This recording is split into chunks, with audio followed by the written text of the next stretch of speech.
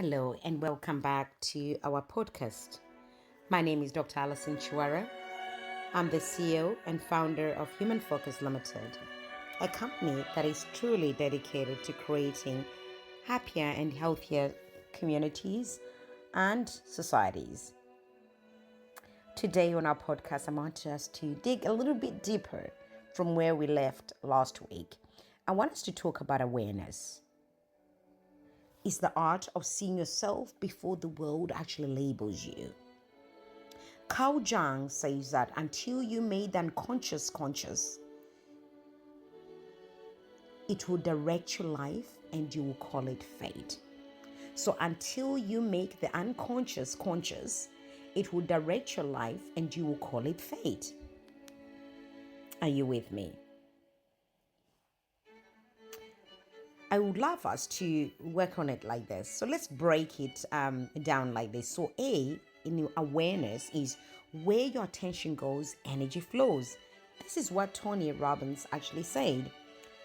In neuroscience, attention is the gateway to awareness. So the prefrontal cortex, responsible for decision making and self-regulation, activates actually when we deliberately focus. And in real life, what is the difference between reacting and responding? Okay, so ask yourself, what has your attention right now? Or what has been getting your attention lately? What are you not noticing that's shaping your results?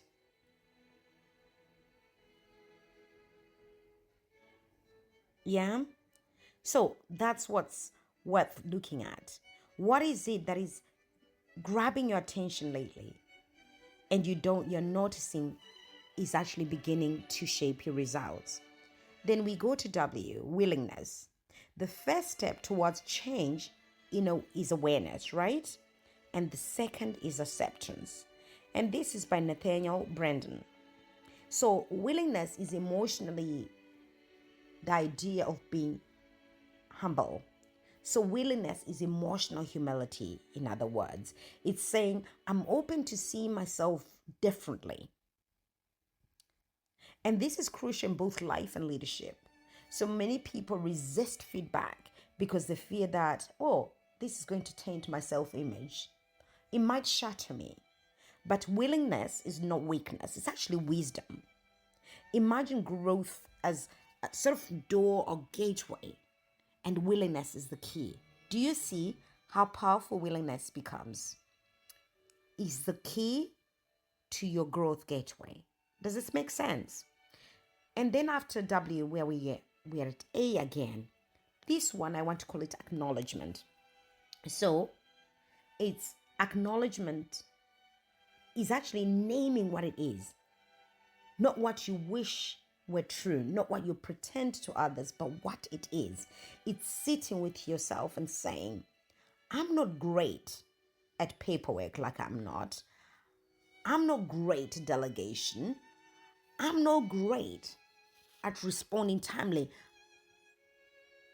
I avoid conflict. I shine in crisis. This isn't just judgment, it's self-clarity. So you're giving yourself, by acknowledging and naming it, you're giving yourself self-clarity. Self-awareness doesn't mean judging yourself. It means understanding yourself. And this is what Goleman actually says. Then the next one is R.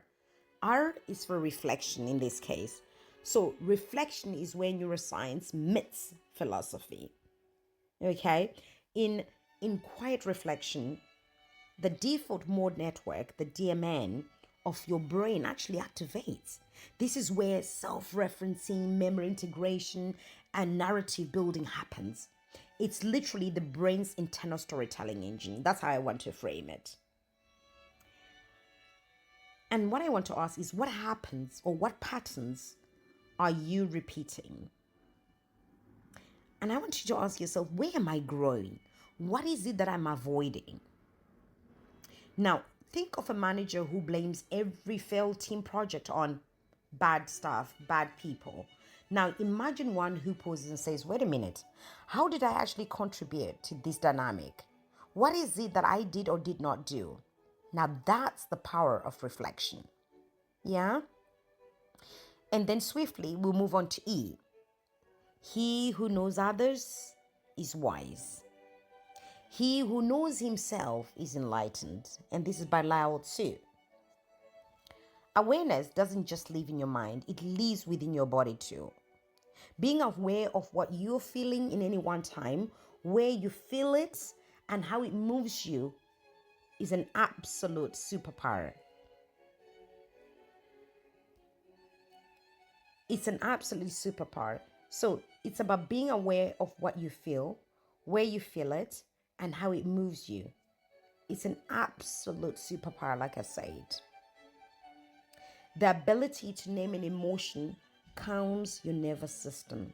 It's a phenomenon known as affect labeling in neuroscience. So that ability to name an emotion calms the nervous system. So what is it that you're feeling? Where are you feeling it?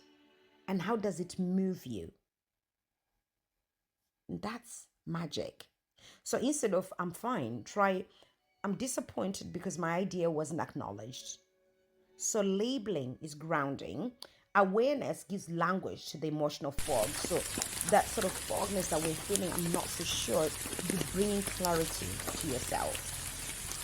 So N is noticing without narrative. And so this is the meditative master. Observe, don't attach. So notice the tension in your jaw, gently.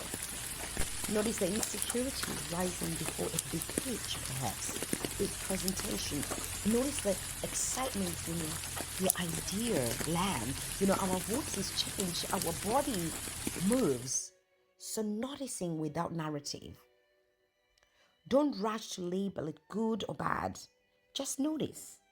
Neuroscience calls it meta-awareness. So it's awareness of your awareness. Isn't that lovely? Meta-awareness, awareness of your own awareness. It's a key driver of executive presence and mindfulness. I'll quickly move on to E for empathy. Inward first. So we're working with what's in first.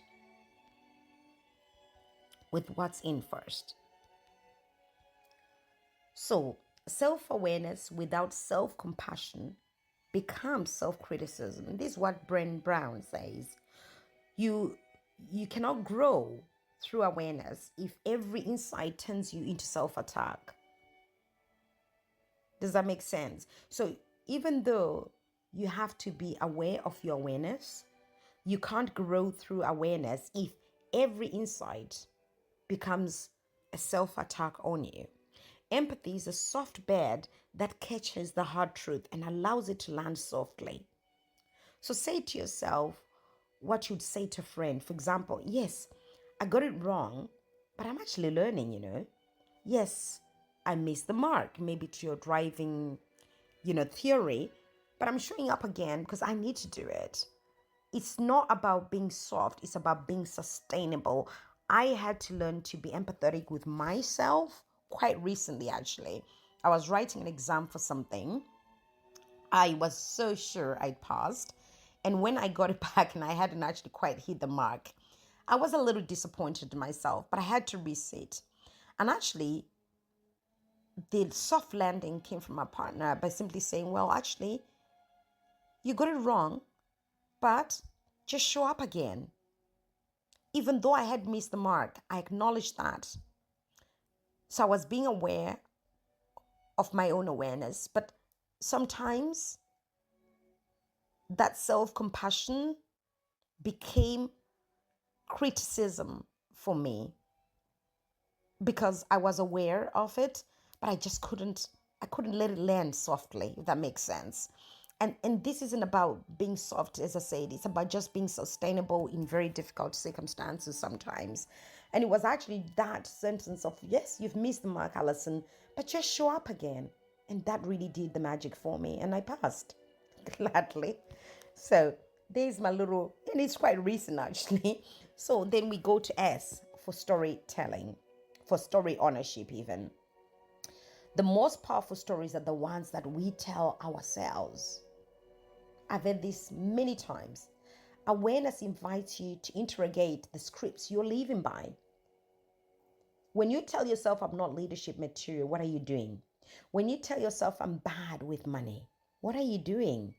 I'm, I always mess up presentation. I always, get nervous. I cannot do this. Are these truths or inherited narratives? What are they? You see, neuroplasticity says that the brain can rewire itself through repetition, belief, and even practice. So, rewrite your story then. I'm bad with money. Well, no. I will learn to be great with money.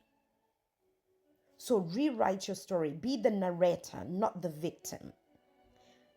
Then I move to S. S says shifting behavior. The final S here is very key. It's about what you do with awareness. Awareness without action is just information, right? But awareness with action becomes transformation. Just awareness is information, but we add something else, it becomes transformation. You can't think your way into a new way of living.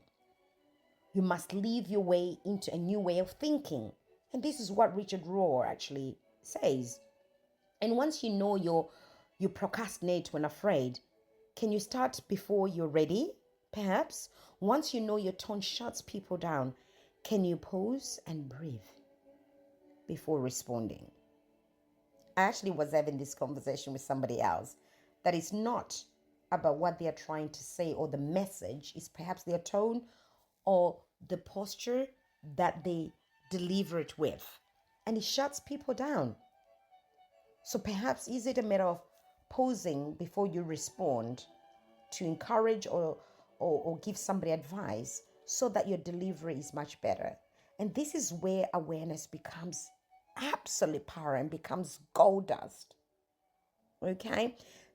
And really, there's an African tale of a young girl that I want to share with you who was given a mirror by her grandma. And the grandma says, well, my love, look into it.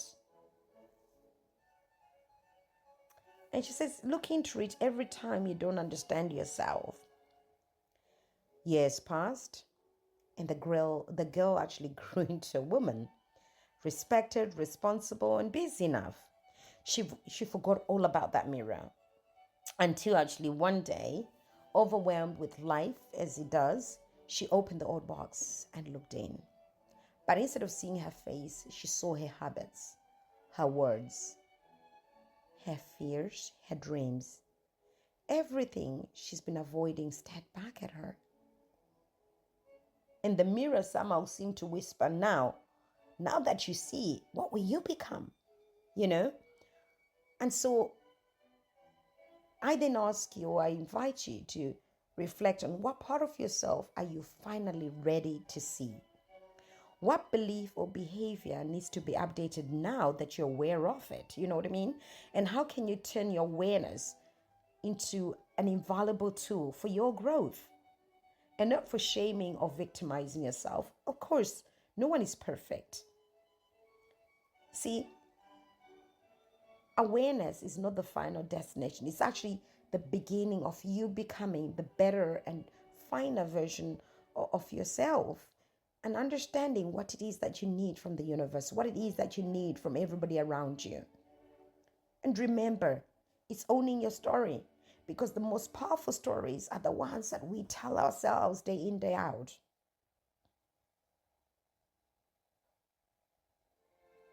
And rewriting the scripts that you are living by, because that is equally important. And remember to be kind to yourself, because awareness asks you to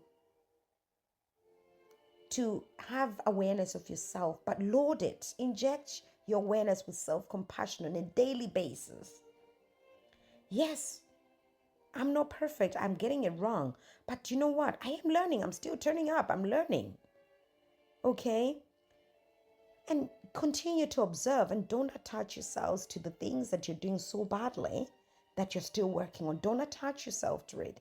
Just observe so that you do better. And remember that labeling things is grounding and removes all the emotional fog that we feel when we're not truly aware of our own language that we're using on ourselves. Yeah. And actually it's always continuously asking yourself, what patterns continuously repeat themselves in my life, in my work life? Where am I growing? Where am I lacking? What is it that I'm actually avoiding on this life's path? And stop judging yourself. You just need to understand yourself a little better, like Goldman said, and continuously acknowledge what is happening with you and name it and deal with it. And the first step, as I say, towards change is awareness. I hope you're ready for your change. Your second one is acceptance. Are you ready to accept the change that you need in your journey to fulfilling self-awareness? From me to you, from Human Focus Limited to your organization, to your company, it's goodbye for now. Until next time and next week, Wednesday, let's catch up again. You take care.